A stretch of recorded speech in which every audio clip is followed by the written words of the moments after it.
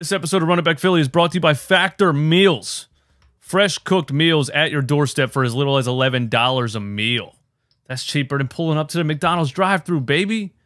Go to factormeals.com/runitback50. Use the promo code runitback50 for 50% off your first box. Run It Back Philly. No frauds, no fanboys, no intros. What do you think, like, if you had to guess what James Harden wants right now, you know what I mean? Because there's this, like, he's choosing between more money possibly, longer contract possibly, maybe Houston has the cap space and the willingness to actually give him a max contract at this stage of his career because they want like a veteran leader kind of guy with the young guys and things like that. And so there's this, like, he's choosing between the money and choosing between, do I want to continue to try to win in the playoffs or alleviate this narrative that I can't win in the playoffs? Do I want to try to complete my legacy? I had so many amazing years in the NBA, but I never got the job all the way done. I never got a championship. So it seems like he has a decision to make, because if he goes to Houston, he's not chasing winning. He's chasing the contract, and he loves the city of Houston. If he goes to, I don't know how he ends up in Phoenix, but if he does end up in Phoenix, I guess that would be one where he's chasing winning because, you know, Devin Booker, Kevin Durant, on and on and on. If you had to guess what James Harden wants right now, based on your general opinion of James Harden, what do you think he wants right now? I would say first off, he wants a max contract from Houston. And he thought that he could go there and recruit another star. Okay. I mean, that's my thought. Only because that was kind of the reason why you hire an agent is all the things that we've seen since December. These leaks for contract negotiations. He might go to Houston.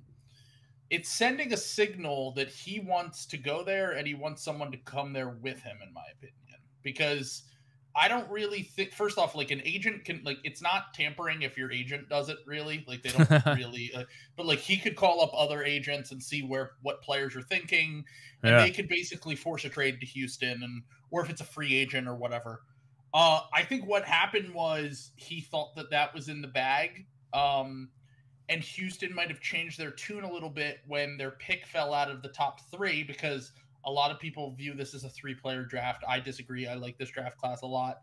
But a lot of people view this as a 3-player draft, and that's where the real value comes in terms of trading the pick. Like, if Portland trades the 3rd pick and Scoot Henderson is on the board, for example, and they trade in Freddie Simons with that, and there is a star available by the draft, they could probably get a really good star. Like, at least a fringe all-star, lower-level all-star type guy. Portland, you're talking about. Yeah. And then Dame stays, and then Dame is satisfied. Because last year they sold it to him, and they gave him Jeremy Grant. And he was like, this is what I get. Yeah, and he was even skeptical on Shaedon Sharpe, who they drafted, but he turned out to look really awesome in his rookie year. Yeah. So, but I think the idea behind it was, you know, now they have the 4th pick, which, like, is probably going to be more of an upside swing type guy, like an Amen Thompson or a Jarris Walker, or someone who is more who is thought to be a lesser prospect. And their prospects, while I like Jalen Green and I like Alperen Şengün, haven't really done anything at the NBA level to justify being like the center of a star package. No, unless you're trading maybe like Jalen Green in the 4th pick for like Zach LaVine or Bradley Beal, who are on like crazy contracts. Yeah. But if that's the case, I'd rather just keep Jalen Green and take someone with the 4th pick and take a swing, which it sounds like they're going to do.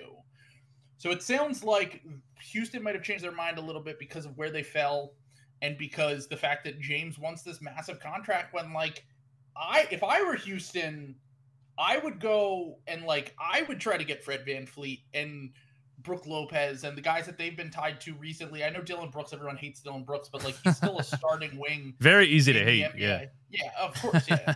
But, like, he's still a starting level wing in the NBA, which is like a dime a dozen. Like, best of luck finding a guy who's good enough to survive on offense and is an all defense level starting wing. Like that just doesn't happen. So you could get all three of those guys for probably around the contract that James Harden wants. Right. And then you're not taking the ball away from Jalen Green and Alperen Şengün and these guys that you want to develop into star players.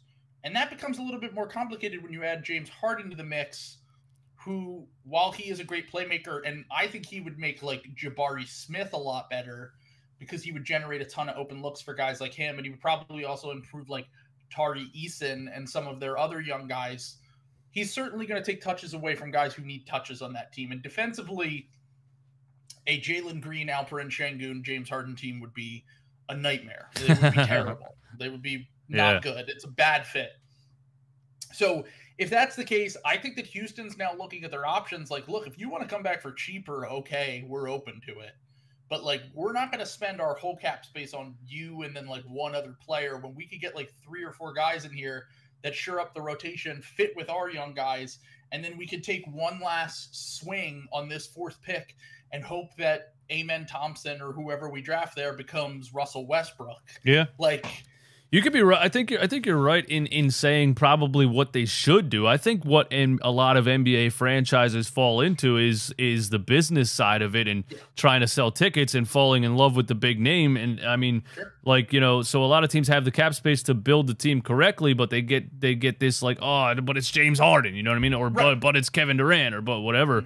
But so my thing with that is like, and you're right, you're totally right here. And Tillman is doing that right now. Like Tillman Fertitta, the owner of the Rockets, is like, get me James Harden because I know James and he'll sell tickets and we'll maybe get back to the play-in or the playoffs next year. And we don't have our draft pick, so I don't want to look stupid when Oklahoma City gets a high draft pick next year, blah, blah, blah, even though it's like a terrible draft next year.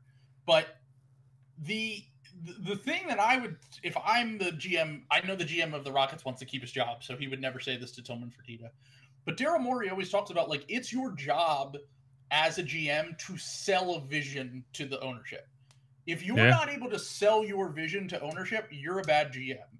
And my opinion on this would be, I don't want to get James Harden in here and be good for 2 years before he falls off a cliff. Right. Or be like okay for 2 years in a really competitive Western Conference where they're not even guaranteed a play-in spot. Let's be totally honest. I would say I want to get the next James Harden.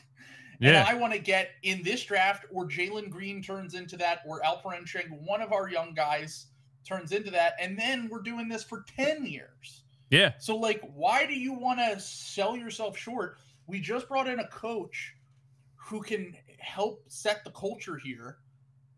And now you want me to turn around and then just basically throw all that goodwill out? Because, like, Harden is going to set the culture. And, like, we know what a James Harden-led team culture is. You're going to win a lot of regular season games, but he's also going to be off partying and doing whatever he does, which more power to him. I don't really care about that stuff.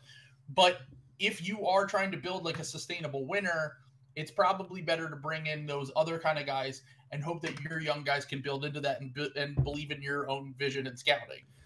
Yeah. Do you think, like, James and the James Harden Daryl Morey dynamic? So Daryl Morey, you know, is the one that believed in James Harden and, you know, took the, I guess, risk of kind of trading for him and centering an entire team around him and building everything around him for all those years in Houston. And I think maybe James, you know, probably feels like Daryl Morey's partly responsible for how successful his career has been and things like that.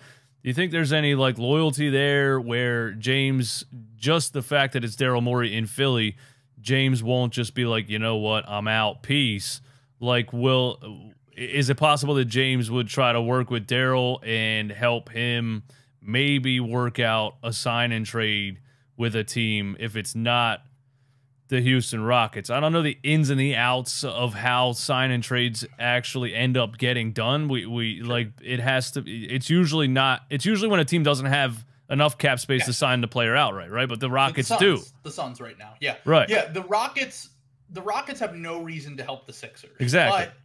But if James Harden were to go to Daryl Morey and say, I want to help you guys out because you've always done good by me. Like you and Tad Brown, who's like a mentor to him, and he's the CEO of the Sixers right now. I think that it's more likely if there is a team like the Suns who have no cap space and no road to cap space to sign James Harden are interested. And even then, like with this whole news that we're getting about Chris Paul and the fact that they're likely to waive him unless they can find a trade, that's kind of your matching salary right there, or at least the majority of it. They'd probably have to throw in like Landry Shamet too, just to make the money work. But like, I don't really know where Landry Shamet would end up, but unless we want to bring him home. But the thing I would say is like, the sign and trade thing really only makes sense to me if it is a team like the Suns and they can figure out a DeAndre Ayton trade, because the Chris Paul thing, like they don't have that matching salary anymore if they just waive and stretch him or they waive him entirely. So that one seems a bit more of a stretch to me. Mm-hmm. But the Houston one is interesting if he is trying to help out Daryl, which he might be, and then Tillman might say, fuck Daryl. Exactly. I hate Daryl, and I don't want to do that, and he screwed me over, and blah, blah, blah. But I think that the only thing that would do is just create a massive trade exception, which if you can't find a Tobias Harris trade, or you're trading Tobias Harris for 2 or 1 big contract, and you have no road to cap space, like you can't salary dump Tobias. No. And just get rid of his contract, and James Harden also walks, because if you did that, you could get up to like 50 million in cap space, which would be a nice mechanism to replace those guys. Yeah.